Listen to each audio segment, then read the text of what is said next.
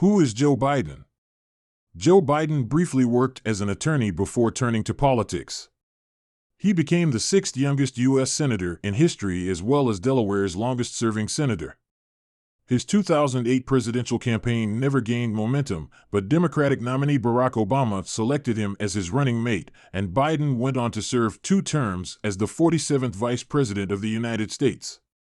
In 2017, at the close of his administration, Obama presented Biden with the Presidential Medal of Freedom. 2 years later, Biden launched his campaign for U.S. President and was elected as the 46th President of the United States. He is now running for re-election in 2024. Early life. Long before reaching one of the highest political offices in the nation, Joseph Robinette Biden Jr., born on November 20, 1942, grew up in the blue-collar city of Scranton in northeast Pennsylvania. His father, Joseph Biden Sr., worked cleaning furnaces and as a used car salesman. His mother was Catherine Eugenia Jean Finnegan. Biden credits his parents with instilling in him toughness, hard work, and perseverance. He has recalled his father frequently saying, "Champ, the measure of a man is not how often he is knocked down, but how quickly he gets up." He's also said that when he would come home sullen because he had been bullied by one of the bigger kids in the neighborhood, his mother would tell him, "Bloody their nose so you can walk down the street the next day." Biden attended St. Paul's Elementary School in Scranton. In 1955, when he was 13 years old, the family moved to Mayfield, Delaware, a rapidly growing middle-class community sustained primarily by the nearby DuPont Chemical Company. As a child, Biden struggled with a stutter, and kids called him Dash and Joe Impedimenta to mock him. He eventually overcame his speech impediment by memorizing long passages of poetry and reciting them out loud in front of the mirror. Biden attended the St. Helena School until he gained acceptance into the prestigious Archmere Academy. Although he had to work by washing the school windows and weeding the gardens to help his family afford tuition, Biden had long dreamed of attending the school, which he called the object of my deepest desire, my Oz.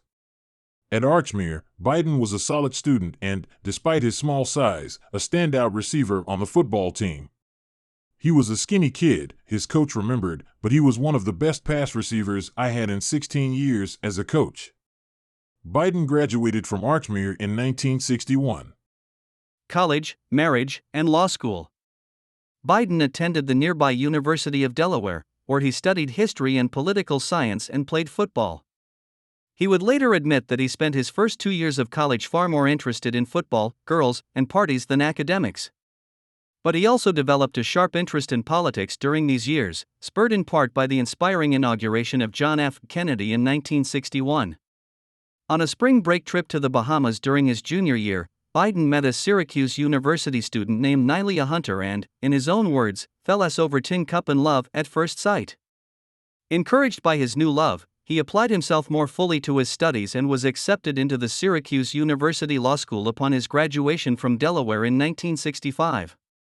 Biden and Hunter married the next year, in 1966. Biden was at best a mediocre law student.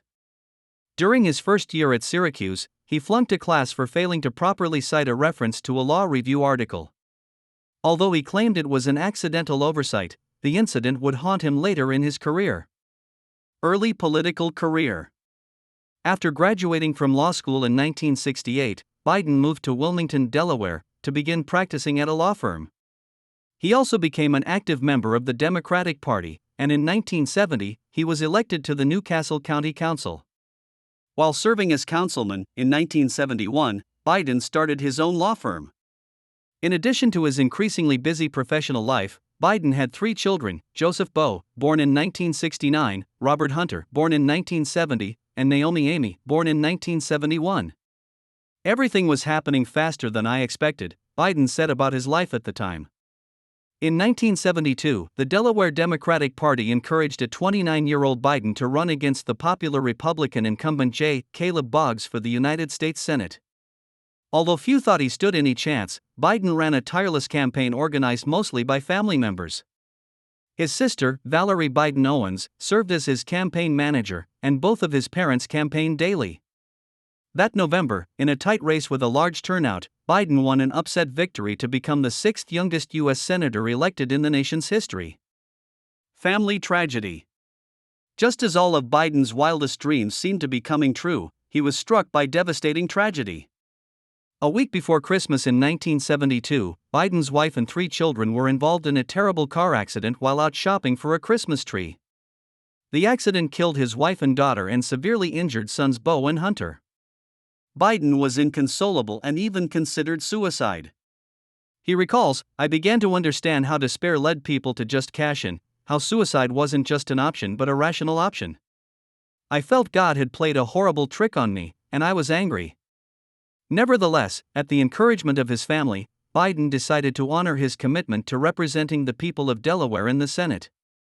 He skipped the swearing-in ceremony for new senators in Washington and instead took the oath of office from his son's hospital room.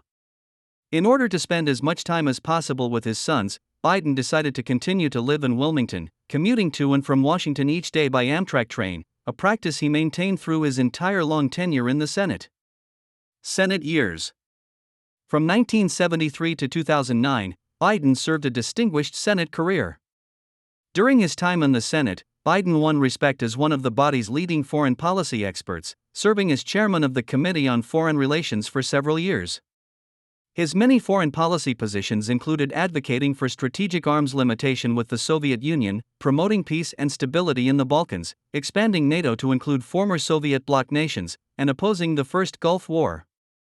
In later years, he called for American action to end the genocide in Darfur and spoke out against President George W. Bush's handling of the Iraq War, particularly opposing the troop surge of 2007.